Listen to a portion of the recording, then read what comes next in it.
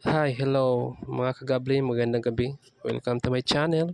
Update lang po at konting tips natin sa Telegram or sa Goblin Mine. So ito, papakita ko yung Goblin ko. So open tayo ng Telegram. Up. Tsaka ito na yung sa akin. At congrats po pala sa nakasabay during phase 1 sa Bronze World at phase 2 sa Silver Coin, which is nag-umpisa na kayong maka-earn ng ng silver coin na pwedeng i-withdraw before. Ngayon nasa phase 3 na tayo sa gold world. So dito may mamamain tayo ditong gold. At itong gold, ito yung pambibili natin ng mga resources like sa miners. Ito lahat. Tapos dito sa mga reserves at capacity. Okay, so pag kumpleto na yung miners mo, ito yung ma-farm mo. So, nakalagay dito, ito, sorry. Yan yung hourly, per hour na mapa-farm natin na GMG token. Yun yung napa-farm natin at napapalit sa pera or papalit natin sa ton or yung isa Solana or Sol. Yan yung sa akin. So ito collect na natin mga kagablin. So, ito naman yung income natin. Yan. So yan yung mga na-farm na natin. Diyan mo makikita lahat yung pwede mong ma-withdraw GMG token.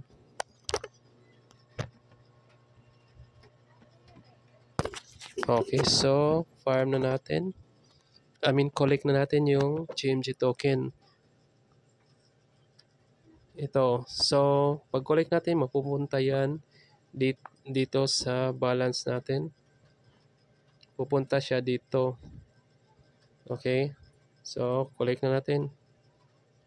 Yan, may 9,000 na tayo. 9,600. So, pag gusto nating ipalit yan or gusto nating i-withdraw, ganun lang. Dito lang tayo dito muna tayo sa coins. Kung gusto mong ipalit yung GMG token sa coins para pangbili ng resources mo, dito lang. O yung 50 coins equals to 10,842 GMG token. So, kung ganyan. O yung sa akin hindi pa umabot. Kaya 44 coins lang. Pag kinonvert mo yan magiging coins na yan dito. Pupunta siya dito. Dito. Tapos yung nandyan na coin, gold coin, yan yung magagamit mong pambili ng mga miners ng reserve. Dito, yan, yung mga tools, yan, workers sa capacity. Yan. Tsaka tip lang mga kagablin, dapat dito, huwag nyo hayain masiro to. Dito, dapat laging may space yan. Dahil pag ganyan, pag na-zero na yan, o ito napuno na yung capacity, hindi ka na makakapag-collect ng GMG token. Tapos ito naman, pag wala ka ng GMG reserves, ganun din, hindi ka na makakapag-collect. So, dapat lagyan nyo ng allowance lagi. Okay? So, dito, paano naman i-exchange?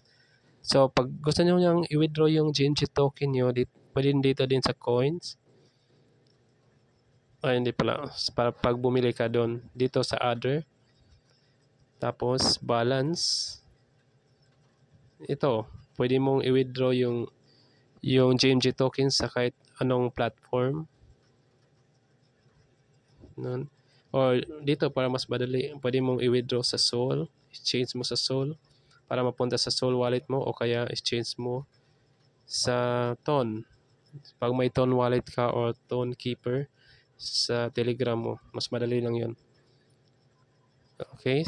Tapos dito, ang function naman dito, pag gusto mong bumili, kapag wala kang coins, gusto mong mag-start dito, pwede kang bumili ng coins gamit yung Ton or Ton wallet mo. Ganito lang, yung 50 gold is equivalent to 0.71261 ton. Okay? So, dito din, pwede din tayong kumita sa mga friends, invite. Yung sa mahilig mag-invite sa akin, wala. May ito referred ako kaso hindi na nag-mine or hindi na nag-farm. Kaya 0 pa rin. Pero pag meron niya, may 5% kayo sa na invest nila sa account nila. So, may makukulik kang gold coins dito. Yun, at ito yung referral referral link mo. Ito, copy mo lang yan. Tapos send mo sa mga friends mo para kumita ka sa mga nila, yung mga deposito or investment na. Ito, meron ibang game din dito para kumita. Ito, mga risking game to. Ito, more or less, gagawin mo lang dito, tataya ka ng even or odd. Pag ang gamit na pangtaya dito yung coins o yung gold coin.